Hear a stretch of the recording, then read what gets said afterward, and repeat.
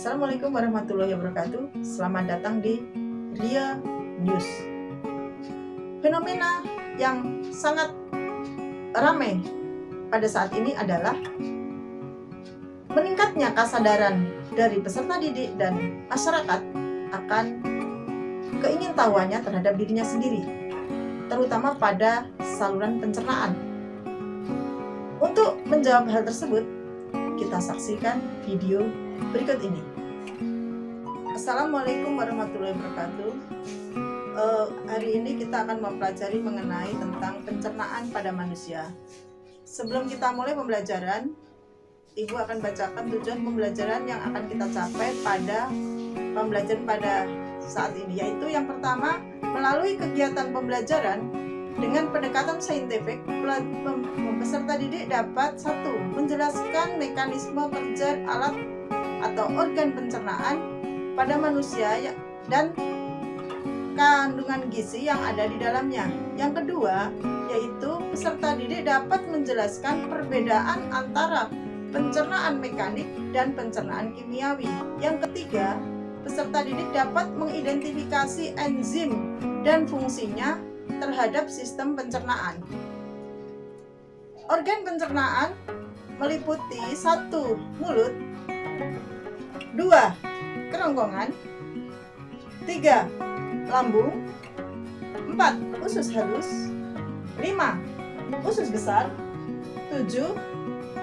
Rektum, 6 rektum, 7 anus. Kita buka dengan mulut. Di dalam mulut ada kelenjar ludah yang menghasilkan enzim amilum atau enzim petialin yang fungsinya enzim amilase. Enzim amilase atau petialin akan mengubah amilum menjadi glukosa. Yang kedua, dalam mulut juga terdapat gigi. Gigi ini berfungsi untuk menghancurkan dan mengematkan makanan. Berikutnya adalah lidah. Lidah berfungsi sebagai indera pengecap. Yang kedua adalah kerongkongan. Di dalam kerongkongan ada suatu katup yang dinamakan epiglotis. Epiglotis ini akan menutup saluran pernafasan ketika kita menelan. Dan di dalam kerongkongan terjadi suatu gerakan meremas dan mendorong yang dinamakan gerakan peristaltik. Gerakan ini membuat makanan menuju ke lambung. Kita lanjut sampai ke lambung. Di dalam lambung, makanan akan mendapatkan perlakuan sebagai berikut, yaitu dinding lambung menghasilkan 3 enzim, yakni enzim pepsin, enzim renin, dan asam HCl atau asam klorida. Pada enzim pepsin berguna untuk mengubah protein menjadi pepton.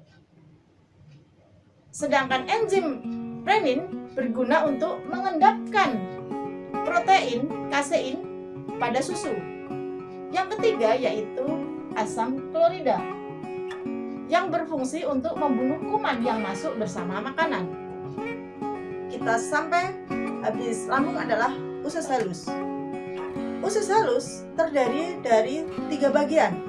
Bagian yang pertama adalah duodenum atau usus 12 jari yang panjangnya sekitar 25 cm atau 12 jari ya, maka dinamakan 12 jari. Berikutnya adalah jejunum atau usus kosong yang sangat panjang, yaitu sekitar 7 meter. Setelah jejunum ada namanya ileum atau usus penyerapan yang panjangnya sekitar 1 meter. Kita bahas satu persatu. Yang pertama adalah duodenum. Di dalam duodenum mempunyai 2 muara. Yang pertama, muara dari kandung empedu, yakni tugasnya mengemulsikan lemak dan memberi warna pada urin dan feses atau tinja. Yang kedua, muara dari pankreas, di mana muara dari pankreas ini mengandung 3 enzim, yaitu enzim amilase, enzim tripsin, dan enzim lipase. Muara dari kantong empedu yang berikutnya adalah enzim amilase. Kita bahas enzim amilase. Enzim amilase mengubah tadi amilo menjadi glukosa. Sedangkan tripsin akan mengubah protein menjadi polipeptida. Untuk enzim lipase dari kata lipase, lipid, yaitu mengubah lemak atau lipid menjadi asam lemak dan gliserol. Kita langsung ke jejunum atau usus kosong. Dinamakan usus kosong karena di dalam jejunum tidak ada proses atau aktivitas pencernaan. Kita lanjut dengan ileum. Di dalam ileum yang panjangnya 1 meter, glukosa, vitamin, dan mineral. Vitamin di sini adalah vitamin yang larut dalam air, dan asam amino akan diserap oleh villi dari ileum dan dibawa oleh darah menuju ke hati, dan di dalam hati akan diedarkan ke seluruh tubuh.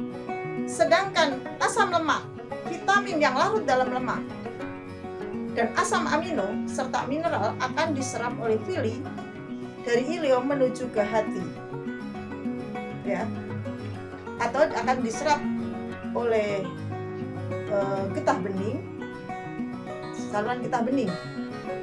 Berikutnya adalah usus besar. Usus besar terdiri dari 3 bagian, yaitu usus besar dinamakan juga kolon, ya, kolon.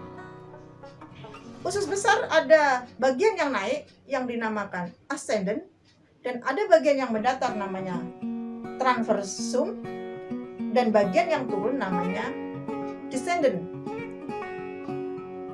Di antara usus halus dan usus besar ada suatu atau terdapat usus buntu atau dinamakan sekum. Di dalam sekum ada namanya appendix atau umbe cacing, yang di dalam umbe cacing terdapat sel darah putih yang berguna untuk imunitas. Nah, di dalam usus besar ini, kita bahas usus besar, air akan diserap karena berfungsi untuk mengatur kadar air pada sisa makanan. Nah, di dalam usus halus juga terdapat bakteri yang dinamakan bakteri Escherichia coli, yang gunanya adalah untuk membusukkan sisa makanan agar mudah untuk dikeluarkan. Dan bakteri Escherichia coli sendiri juga bisa menghasilkan vitamin K dan vitamin B12. Nah, sisa makanan yang setelah dari usus yang tidak terpakai beserta gas yang bau itu dinamakan feses. Feses akan dikeluarkan menuju ke rektum dan selanjutnya akan dibuang ke anus. Saya kira sudah lengkap proses pencernaan dari mulai mulut sampai ke anus. Cukup sekian, terima kasih. Assalamualaikum warahmatullahi wabarakatuh.